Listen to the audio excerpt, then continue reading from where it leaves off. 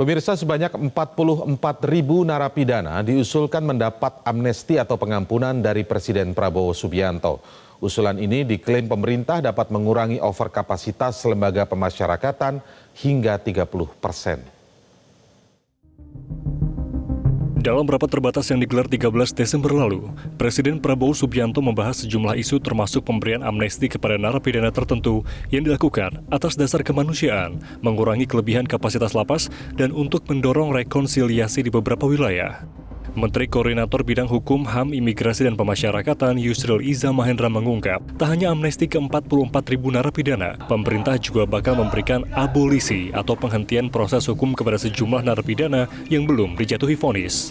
Tentu Presiden akan menulis surat ke Dewan Perwakilan Rakyat untuk meminta pertimbangan DPR dalam pemberian amnesti ini, dan ada kemungkinan juga akan dilakukan pemberian abolisi terkait dengan beberapa orang yang dalam proses hukum belum ada putusan yang kemudian Presiden akan mengabolish apa yang dilakukan oleh yang bersangkutan.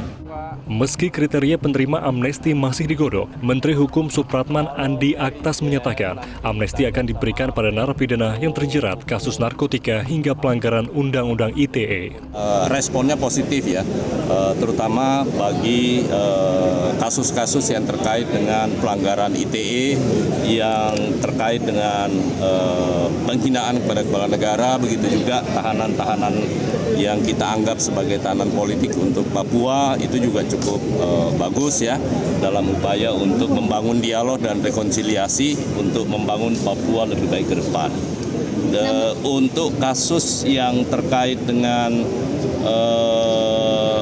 narkotika, sekali lagi itu jumlah yang terbesar yang sepanjang kami diberi data oleh Kementerian IMIPAS kurang lebih berkisar antara hampir 39.000. Amnesti terhadap puluhan ribu narapidana diklaim akan mengurangi overkapasitas lapas sebanyak 30%. Data dari Ditjenpas menunjukkan ada lebih dari 273 ribu narapidana, padahal lapas di Indonesia hanya mampu menampung 145 ribuan orang. Berdasarkan data World Prison Brief, Indonesia menempati urutan ke-7 sebagai negara dengan total populasi tahanan penjara terbanyak di dunia. Tim Liputan Metro TV.